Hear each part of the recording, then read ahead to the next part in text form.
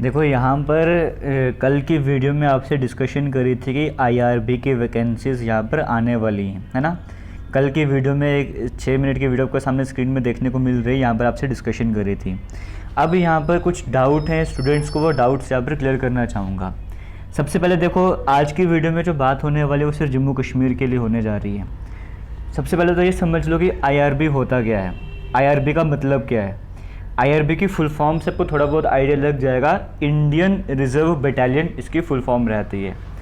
हुआ क्या है यहाँ पर देखो, ये एक तरह से आप ये बोल सकते, ना ही पुलिस है ना ही आर्मी है, ये स्पेशल आर्म्ड फोर्स आप इसे कह सकते हो। जो भी डिस्टर्ब्ड एरियाज़ होते हैं, जैसे नक्सल वाले एरियाज़ हो गए, फिर हमारे जम्मू कश्मीर के कुछ रीजन जो डिस्टर्ब रहते हैं, वहाँ पर इनकी ज़रूरत पड़ती है। अगर मैं सिर्फ जम्मू कश्मीर की यहाँ पर बात करूँगा तो जम्मू कश्मीर में इसकी 5 बटालियन की यहाँ पर बात करी जा रही है। और जब मैं 5 बटालियन की बात कर रहा हूँ, उन 5 बटालियन के लिए 5000 वैकेंसीज यहाँ पर आने वाली है। अगर मैं ओवरऑल इंडिया की बात करूँ, जो अभी तक का डाटा है, उस डाटा के हिसाब से 17,000 वैकेंसीज़ हैं, जिसमें मैक्सिमम वैकेंसीज़ जम्मू कश्मीर के लिए रहने वाली हैं। बाकी एग्जांपल लेके बताऊँ, जैसे छत्तीसगढ़ के लिए वैकेंसीज़ हैं, झारखंड के लिए भी हैं, उड़ीसा के लिए भी हैं, महाराष्ट्र के लिए भी हैं, लेकिन मैक्सिमम वैकेंसी जम्मू कश्मीर के लिए 5000 हैं। अब ये जो 17,000 वैकेंसीज़ हैं, इसमें और भी वैकेंसीज ऐड होने वाली हैं।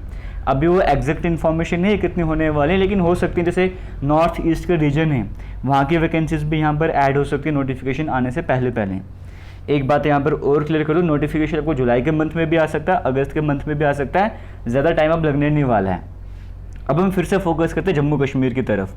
देखो, अगर यहाँ पर अप्लाई करना है तो क्या एक क्वेश्चन आ रहा है सिर्फ मेल ही यहाँ पर अप्लाई कर सकते हैं, क्या फीमेल अप्लाई नहीं कर सकती?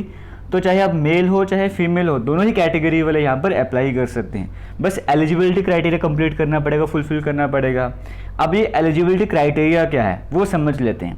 सबसे पहले क्वालिफिकेशन की बात करेंगे। देखो, अगर आप मिनिमम 10th पास हो तो ये वैकेंसीज आपके लिए हैं, आप यहाँ पर अप्लाई कर सकते हो। उसके बाद एज लिमिट की बात आती है। अगर जनरल कैटेगरी है, 18 से लेकर 25 ईयर्स तक की एज लिमिट होनी चाहिए, लेकिन इसमें SC/ST वालों को 5 साल की रिलैक्सेशन मिलती है, OBC को 3 साल के लिए। इस तरह से रिलैक्सेशन भी यहाँ पर ऐड हो जाती है। और जो आपकी एज देखी जाएगी वो 1 जनवरी 2023 के हिसाब से देखी जाने वाली है, इसको भी आपको ध्यान में रखना होगा। अब उसके बाद और भी कई सारे क्वेश्चन दिमाग में आते हैं कि सैलरी कितने मिलने वाली है अगर इस जॉब को अगर हम ज्वाइन करें। देखो, अप्रॉक्सीमेट सैलरी अगर कही जाए, जो लास्ट फाइनल आपको इन हैंड सैलरी मिलती है, वो 28 से 30 हज़ार के बीच में हो सकती है, इसके आसपास ही रहती है। तो इन हैंड सैलरी आप यहाँ पर इतना समझ सकते हो। अब और भी डाउट दिमाग में आएंगे। सबसे बड़ा डाउट हो कि क्या सेंट्रल लेवल पे सभी अप्लाई कर सकेंगे, सिर्फ हम अप्लाई कर सकेंगे, वो भी मैं क्लियर करूँगा अभी थोड़ी देर में। अब सिलेक्शन यहाँ पर कैसे होगी? देखो, आपने बाकी एलिजिबिलिटी क्राइटेरिया फुलफिल कर लिया, सिलेक्शन का प्रोसेस समझो वो क्या रहने वाला है। सबसे पहले आपको फिजिकल वगैरह होना है। अब फिजिकल में क्या होगा वो भी समझते जाओ। सबसे पहले जैसे मेल कैटेगरी की बात करूँगा, फीमेल कैटेगरी की बात करूँगा। मेल कैटेगरी में क्या होगा, एक सेकंड रुक जाओ, मैं इसको ऑफ कर लेता हूँ पहले, वरना डिस्टर्बेंस यहाँ पे हो सकती है। चलो छोड़ो। मेल कैटेगरी की अगर मैं यहाँ पर बात करूँगा तो मेल कैटेगरी के लिए यहाँ पर क्या रहने वाला है, रनिंग की बात करते हैं। हाइट जो है वो 170 सेंटीमीटर चाहिए। अगर ये देखो, ये जो कंडीशंस मैं आपको बता रहा हूँ ये तब अप्लाई होंगे अगर, क्योंकि ये मिनिस्ट्री ऑफ होम अफेयर्स के अंडर आता है, इतना आप शायद को पता हो, होम मिनिस्ट्री के अंडर यहाँ पर आता है, ठीक है। तो अगर सेंट्रल लेवल पे ही यहाँ पर ये फॉर्म लगते हैं, यानी कि अगर सेंट्रल लेवल पे लगे तो सभी इंडिया के जितने भी स्टूडेंट्स हैं जो भी एलिजिबल होंगे वो सभी यहाँ पर अप्लाई कर सकेंगे। अगर सेंट्रल लेवल पे एप्लीकेशन फॉर्म निकलते हैं तो हाइट आपको 170 सेंटीमीटर चाहिए होगी अगर मेल कैटेगरी में आते हो। चेस्ट 80 सेंटीमीटर चाहिए होगी, एक्सपैंड करके 5 सेंटीमीटर एक्सपेंशन कर लो। रनिंग 5 किलोमीटर की होगी, इसमें 24 मिनट का आपको टाइम मिलने वाला है। ये है अगर सेंट्रल लेवल पे आता है। और वैसे फीमेल कैटेगरी की बात करूँगा तो यहाँ पर हाइट आपको 157 सेंटीमीटर चाहिए। अगर मैं बात करूँगा रनिंग की तो 1.6 किलोमीटर की रनिंग कवर करनी होगी, 8 मिनट 30 सेकेंड का आपको टाइम मिलने वाला है। लेकिन इसके भी पूरे चांसेस हैं कि ये भी हो सकता है कि सेंट्रल लेवल की तरफ से तो है, होम मिनिस्ट्री की तरफ से तो है, लेकिन होम मिनिस्ट्री वो पर्टिकुलर रीजन यहाँ के लिए वैकेंसीज हैं जैसे जम्मू कश्मीर के लिए हैं, तो वो जम्मू कश्मीर को बोलेंगे आप अपने हिसाब से रिक्रूटमेंट कर लो। फिर जम्मू कश्मीर जो है वो अपने हिसाब से डिसाइड करेगा कि यहाँ पर जो कैंडिडेट्स हैं उनके लिए एज लिमिट तो चलो कॉमन रहने वाली है। हाइट कितनी होनी चाहिए, चेस्ट वगैरह वो जम्मू कश्मीर को डिसाइड करना है, झारखंड को अपना डिसाइड करना है। अगर वैसा होगा तो अप्लाई भी सिर्फ जम्मू कश्मीर वाले ही अप्लाई कर सकेंगे।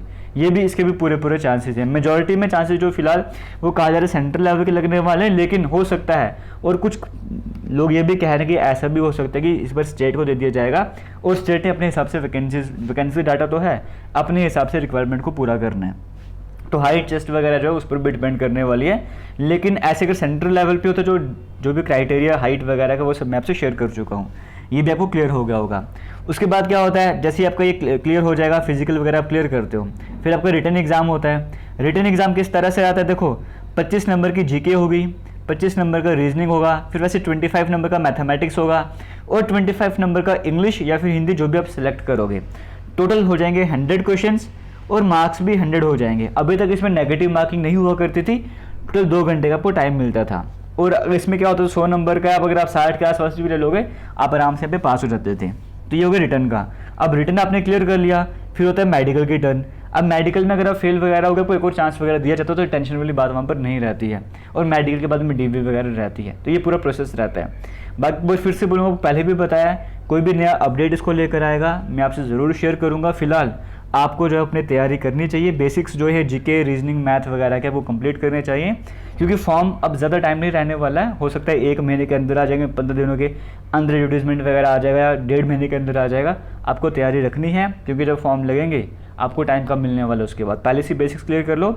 इसी यूट्यूब चैनल पर आप अगर प्लेलिस्ट वाले सेक्शन पर जाओगे आपको कई तरह की प्लेलिस्ट देखने को मिलेंगी, जहाँ से आप आराम से तैयारी कर सकते हो। थैंक यू, जय हिंद।